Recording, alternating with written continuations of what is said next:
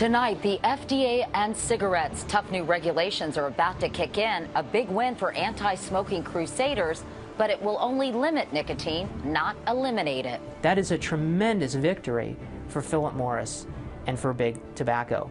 I'm Katie Couric. Also tonight, a murder charge in the Holocaust Museum shooting. And the final act of kindness that cost a guard his life and a young boy his father. He was always there for me. And for many members of the class of 2009, the American dream deferred. Another impact of this economy on children of the recession. This is the CBS Evening News with Katie Couric.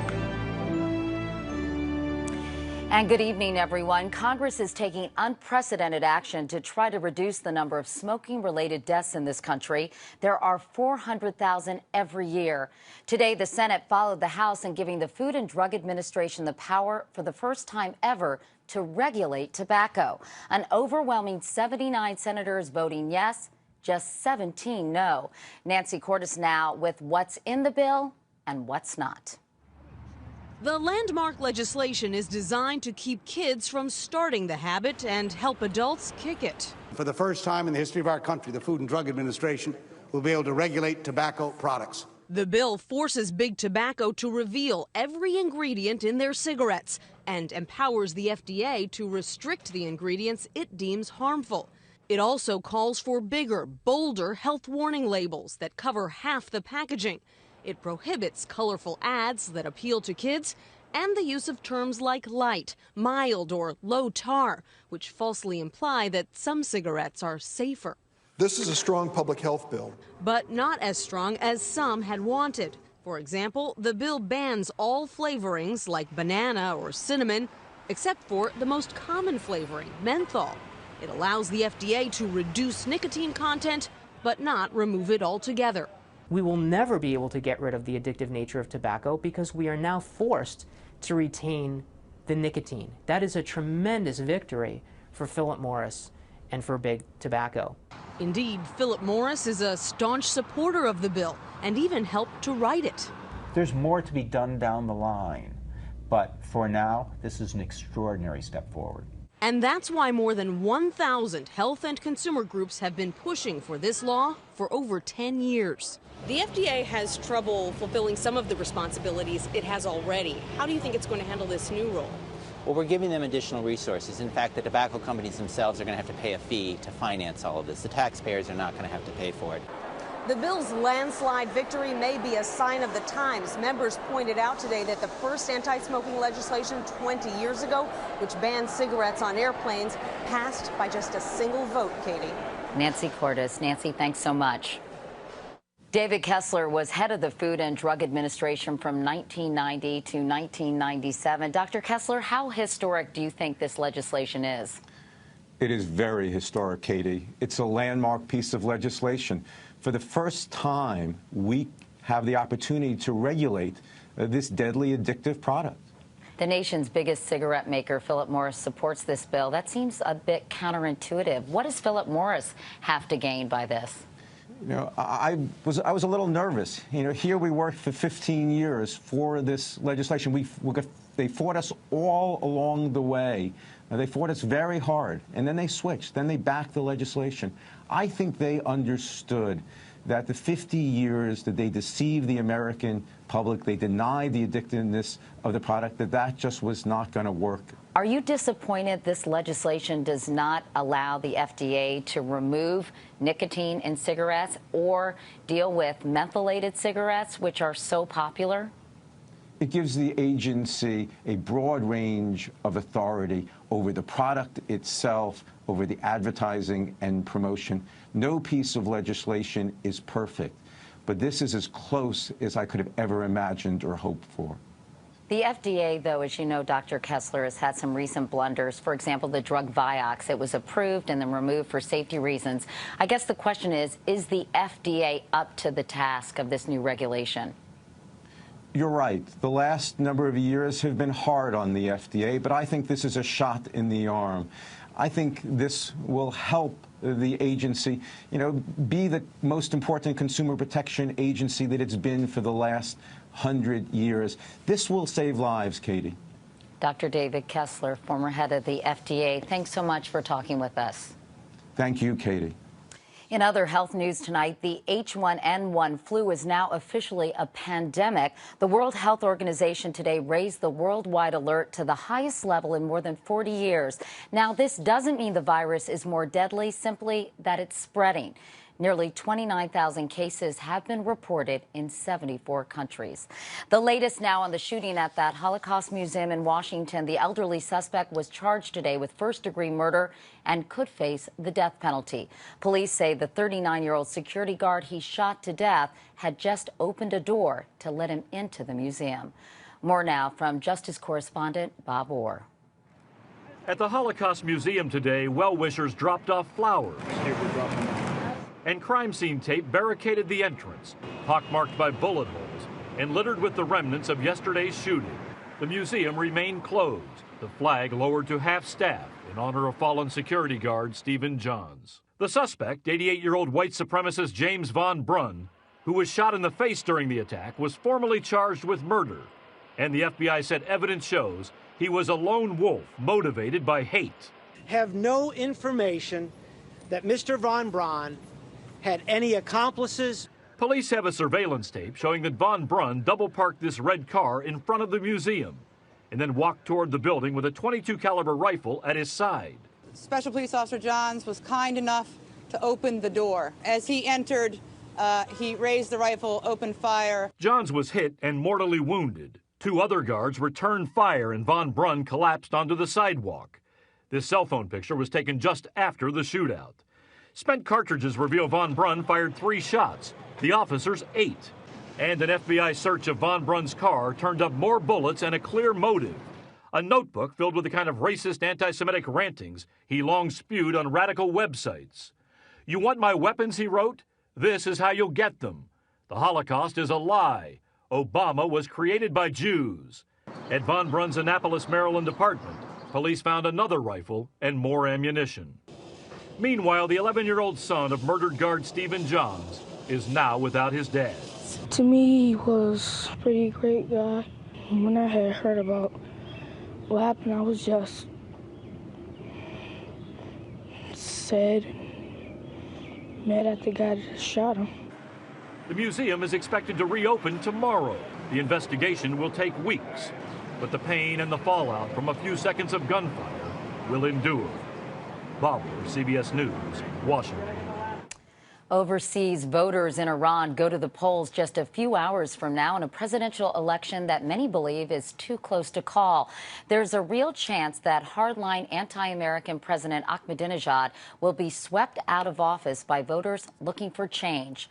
Elizabeth Palmer is in Tehran following what's been a raucous and nasty campaign.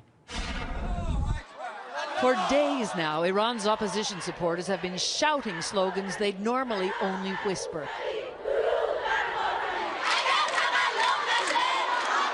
Like, death to the government. Emboldened by their man, Mir Hossein Mousavi, who looks like he could actually win. A 67-year-old architect and painter, Mousavi has promised to liberalize the economy, negotiate with the West over Iran's nuclear program, and give young people, especially women, more freedom.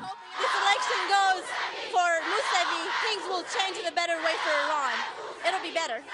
Mousavi is going into this election knowing he can count on the youth vote. Most of the people who show up at his campaign rallies are under 30, young people who want him to deliver on the freedoms they crave. But the real star of this campaign is Mousavi's unofficial running mate, his wife. Zara Ranovart has shattered taboos by sharing the stage with him as an equal, calling to mind another high-profile political wife. I was active in politics long before people discovered Michelle Obama, a woman I respect, she told CBS News. Her wild popularity has got the competition rattled. During Iran's first ever presidential debates, Mousavi accused President Ahmadinejad of leading the country to dictatorship. Ahmadinejad countered by attacking Mousavi's wife. Holding up her resume, he said she was an academic cheat. She got a PhD without taking the university entrance exam, he said. Unfounded, but it went down well with Ahmadinejad's supporters, who think the president can do no wrong. They love his non-negotiable stance on Iran's nuclear program and his pork barrel spending on Iran's working class. He's the president of poor people, all people, not the people who have money. He is a hero in rural towns like Pulur, high in the mountains. At the local diner, it's unanimous. Everyone's voting for Ahmadinejad for the local improvements he's brought. But for every fan, there's a critic. And Ahmadinejad's backers are clearly shaken by the ferocious opposition. What looks like democracy to some looks to Iran's Revolutionary Guard like a potential uprising. A notice appeared last night on the Guard's website warning that any sign of a popular revolution would be crushed. Elizabeth Palmer, CBS News, Tehran. Now to the hunt for Osama bin Laden. For the first time, a CIA director is speculating on the record about the al-Qaeda's chief's whereabouts. Leon Panetta said today he believes bin Laden is hiding out in Pakistan. Panetta said the CIA hopes to close in on him as Pakistan's military cracks down on militants in the tribal areas. Still ahead here on the CBS Evening News, President Obama says he's already created or saved more than 100,000 jobs. But has he? We'll have a reality check.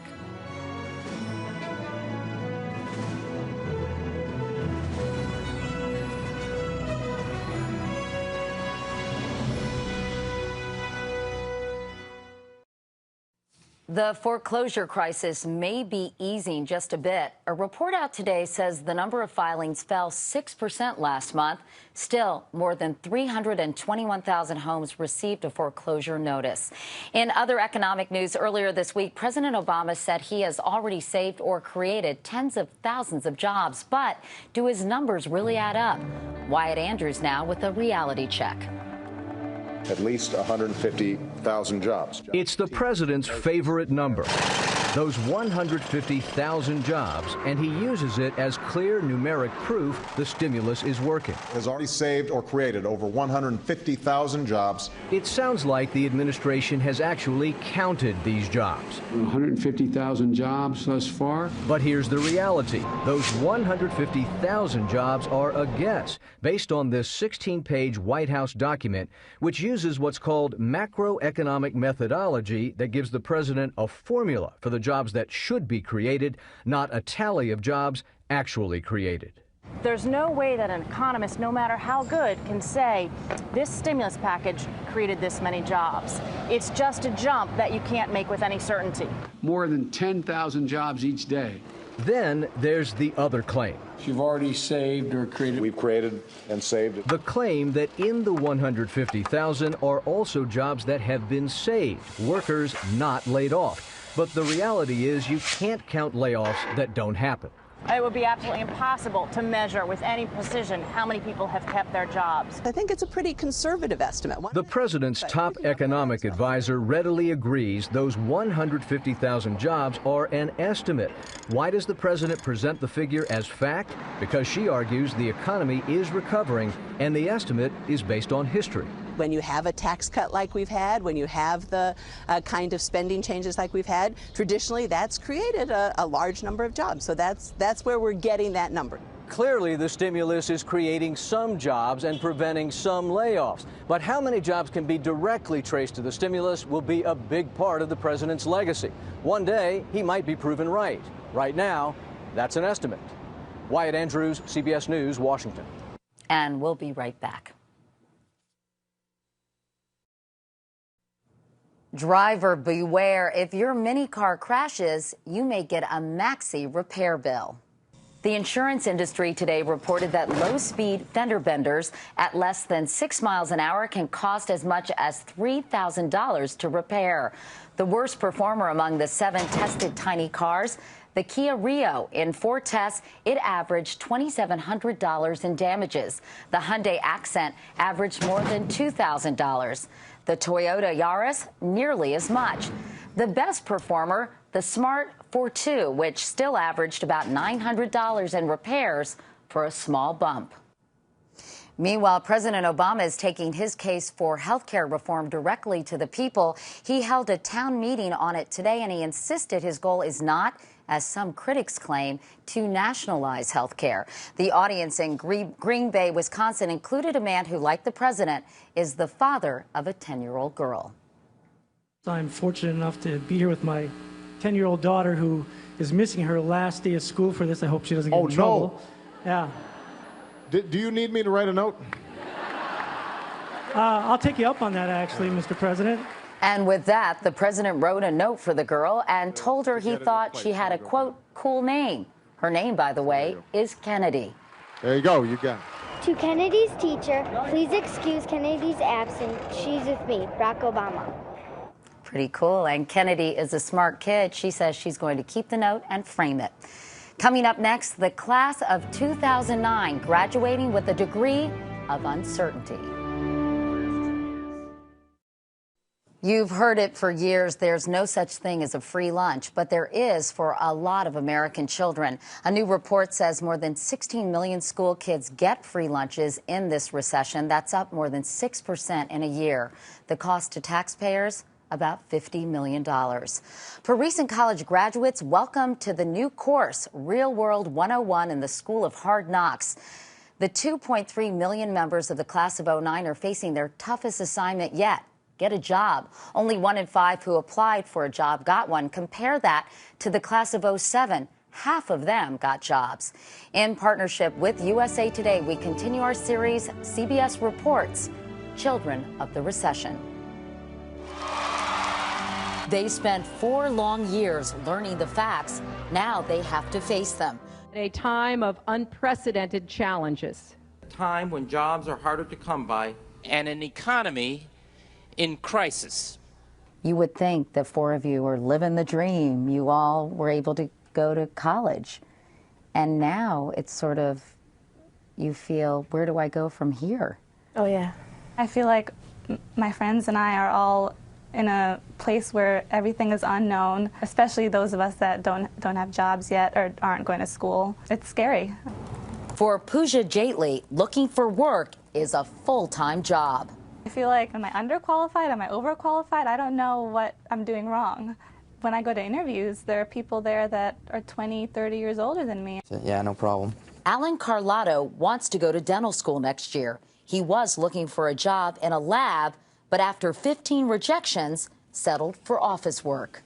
You have a very high GPA, summa cum laude, Phi Beta Kappa, but prospective employers aren't particularly impressed by that? I guess not. Very good. With $15,000 in student loans, he can't afford rent in Boston. So a family of a child he once tutored took him in. Times are tough right now, and money, unfortunately, is the biggest concern. Jessica Piperis is living with her parents and is more than $20,000 in debt. She took a job at Best Buy to pay the bills until she can find a job in marketing. I've talked to professors, and they all say the same thing, you know, you just have to persevere, keep going, keep applying. You're much more marketable working. Many are looking for jobs in public service. Teach for America received 35,000 applications and hired just 4,100 teachers. Princeton graduate Eric Jordan is one of them. It's a big change from architecture, his major. That's not the type of profession that somebody just happens to need. Architecture is more of a luxury, and there are lots and lots of really qualified people and not very many spots. Hello? He's back home in Maryland for now, but starts teaching in San Jose at the end of June. He hopes the experience will help get him into law school down the road. These members of the class of 2009 are starting out with doubt, debt, and anxiety. Believe it or not, some people say that might be good for them. Mark Twain once said that the worst thing a young man can do is win a horse race at age 18. Historian and author Neil Howe says young adults who encounter economic adversity like the so-called greatest generation during the Depression, often end up stronger for it. This could be the event which challenges them, forces them to rely upon their strengths and cultivate their strong points. They're known as the Me generation. MySpace, YouTube, Facebook, all stars of their own universe. I think reality's kind of knocking us down a block. Mommy and Daddy always say how special we are. And now it's kind of like, wait, so the rest of society doesn't think we're amazing too? Like, why would How do you think this recession will ultimately impact your generation in terms of how it sees itself and the world? I personally think and kind of hope that this makes us all stop taking things for granted as much as we do. A lot of people in our generation kind of feel like you need to have the newest and latest thing, and if you don't have an iPod right now, then like the world's going to crumble. Conspicuous consumption seems a lot less appealing today, doesn't it? You realize that every dollar counts. Yeah. So Commencement 2009 was truly the beginning of their real-world education. And I'd like to thank all 4 of those graduates and wish them good luck. And if you're hiring, we can provide their resumes. And that is the CBS Evening News for tonight. I'm Katie Couric. Thanks for watching. Good night.